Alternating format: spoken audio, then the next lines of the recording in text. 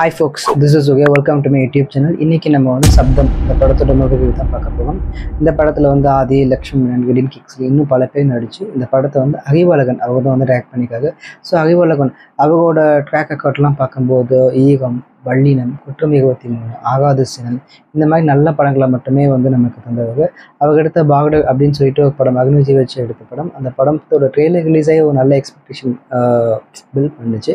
But அன்ஃபார்ச்சுனேட்டாக அந்த படம் வந்து இன்னும் ரிலீஸ் ஆகல.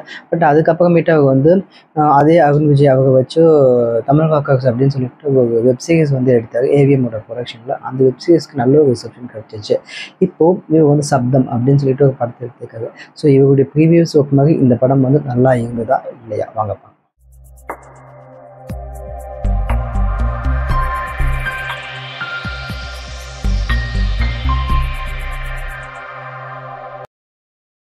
பாசிட்டிவ்ஸா ரீசெண்ட்லி என்கேஜிங் ஃபர்ஸ்ட் ஆஃப் எந்த வித பெருசாக லேக் அப்படின்னு சொல்லிட்டு எதுவுமே கிடையாது. அப்போ தமிழோட பிஜிஎம் வந்து நல்லா இருந்தது. ஸோ அந்த ஹாரர் ஃபீல், அந்த ஒரு இன்டென்சிட்டி அதெல்லாம் வந்து அவருடைய பிஜிஎம் மூலமாக நமக்கு வந்து கிடச்சிச்சு. ஜெம்ஸ்கேர்ஸ் வந்து அங்கங்கே இருந்தது, அதுவுமே வந்து நல்லாவே ஒர்க் அவுட் ஆயிருந்தது. அப்புறம் ரெட்டின் கிங்ஸ்லியோட காமெடி ஹியர் இருந்தது. பட் பல இடத்துல வந்து அவருடைய காமெடி வந்து நமக்கு வந்து எப்படி சொல்கிறது சிரிப்பே வரல, அந்த மாதிரி தான் இருந்தது. பாசிட்டிவ் அவ்வளோ தான். நெகட்டிவ் அறிவழகனோட ஒரு பிக்கஸ்ட் லெட் டவுன் அப்படின்னு சொல்லிட்டு இந்த படத்தை சொல்லலாம். எனக்கு பயங்கர ஷாக். ஈகம், வள்ளினம், குற்றம் 23 இந்த மாதிரி நல்ல படைப்புகளை மட்டும் கொடுக்கறது வந்து இவ்வளவு புகழான ஒரு படத்தை கொடுத்தாங்க அப்படின்னு சொல்லிட்டு எனக்கு வந்து கொஞ்சம் டிசப்பாயிண்ட் தான்.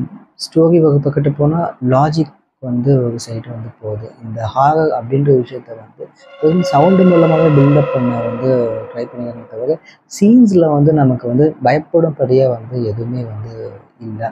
எப்படி சொல்கிறது, ஸ்டோரியோட பிளாட் என்ன அப்படின்னு வந்து பார்த்தீங்கன்னா, ஒரு மெடிக்கல் காலேஜ் 2 ஸ்டூடெண்ட் அடுத்தடுத்து சாவாங்க. 3ஆவது ஸ்டூடெண்ட் கொஞ்சம் லேட்டாக சாவாங்க. ஸோ இந்த சாவுக்கெல்லாம் காரணம் என்ன? இது வந்து சூசைடா, மர்டரா, இல்லை சூப்பர் நேச்சுரல் பவரா? ஸோ இதுதான் வந்து படத்தோட ஒரு சமரி அப்படின்ற மாதிரி சொல்லலாம். ஸோ இதை கண்டுபிடிக்க ஆதிவகாக பேராநார்மல் இன்வெஸ்டிகேட்டர் அப்படின்னு சொல்லுவாங்க. பட் அவர் இன்வெஸ்டிகேட் பண்ணுற எந்த ஒரு சீனையுமே நமக்கு வந்து கனெக்டே ஆகலை. அவங்க லக்ஷ்மணன் இன்ட்ரோ ஆவாங்க. அவங்க இன்ட்ரோன கொஞ்சம் சீன்லேயே ஆதியும் லக்ஷ்மணன் ஒரு நல்ல ஒரு ஃப்ரெண்ட்ஸ் அப்படின்ற மாதிரி காட்ட வந்து ட்ரை பண்ணியிருக்காங்க. அது கொஞ்சம் கூட ஒட்டவே இல்லை. ஒரு நார்மல் எப்படி சொல்கிறது, ஒரு எமோஷ்னல் பில்டப் சீன்ஸ் வந்து எதுவுமே அவங்களுக்கு நடுவில் வந்து இல்லவே இல்லை. அதுக்கப்புறமேட்டு ஒரு பேய் படம் அப்படின்னா ஒரு பேய் இருக்கும். காஞ்சரிங் 2 வந்ததுக்கப்புறம் 2 பேய் அப்படின்னு ஒரு கான்செப்ட் கொண்டு வந்தாங்க. அந்த படத்துக்கு அப்புறம் நிறைய படத்தில் வந்து அந்த 2 பேய் கான்செப்ட் வந்து நம்ம தமிழ் படங்களில் வந்து. பட் இந்த படத்தில் ஒரு படி மேலே போய் 30-40 பேயை காட்ட ஆரம்பிச்சிட்டாங்க. 30-40 பேயை காட்ட ஆரம்பிச்சிட்டாங்க.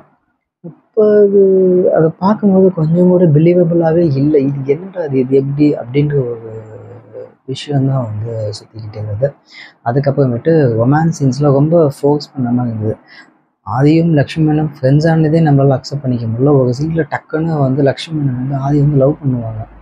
அவரோட ஃப்ளாஷ்பேக் ஒன்று சொல்லுவாங்க. சொன்ன உடனே வந்து டக்குன்னு வந்து she fell in love with Aadhi. அது ரொம்ப க்ளீஷேவாக இருந்தது. ஒரு படம் அப்படின்னு இருந்தால் ஹீரோன்னு இருப்பாரு, ஹீரோயின் சொல்லிட்டு வச்சே ஆகணும். அந்த ஹீரோயினுக்கு ஏதாவது ஒரு எங்கேயாவது வந்து கேப்பு கிடைக்காதா அந்த ஹீரோயின் வந்து ஹீரோவை லவ் பண்ணுறதுக்கு அப்படின்னு தேடி ஒரு சீனை சொருவி அவங்க 2 பேரும் லவ் பண்ணுறாங்க அப்படின்றத காட்டின மாதிரி வந்து திணிச்ச மாதிரி வந்து அந்த ரொமான்ஸி அந்த லவ் போர்ஷன் வந்து இருந்தது.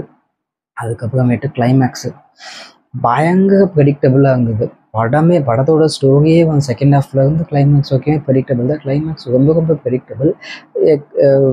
ட்விஸ்ட்டுன்னு சொல்லிட்டு ஒரு காமெடி ஒன்று பண்ணியிருப்பாங்க. வில்லன் வந்து கிளைமேக்ஸில் சொல்லுவாங்க. வில்லன் யார் அப்படின்னு வந்து பார்த்தீங்கன்னா, I think I can reveal this because அது வந்து ஒன்றும் பெரிய இம்பேக்ட்லாம் க்ரியேட் பண்ணது. லைலா அவங்க தான் வந்து படத்தோட வில்லி. அவங்கள காட்டும் போது கூஸ்பம்ஸில் ஒரு எக்ஸைட்மெண்ட் எதுவுமே இருக்காது. நமக்கு வந்து ஓகே சொல்லுங்கள் அப்படின்ற ஒரு ஃபீல் தான் இருந்தது. அதுவும் கிளைமேக்ஸில் லைலாவுக்கு கொடுக்க அந்த என்ட்ரி சீன்ஸ்லாம் வந்து it's totally illogical. Because if you see the movie you can understand what I'm trying to say அப்படின்னு சொல்லி. பிகாஸ் ஒரு பர்சனை ஹாஸ்பிட்டல்லேருந்து லைவுக்கு எடுத்துகிட்டு வருவாங்க. அந்த பர்சனை கொலை பண்ண லைலாக வருவாங்க. ஏன் இந்த பர்சன் இங்கே இருக்காங்கன்ற ஒரு கொஷின் மார்க் இல்லாமல் ஸ்ட்ரைட்டாக சீனுக்குள்ளே என்டர் ஆகிடுவாங்க.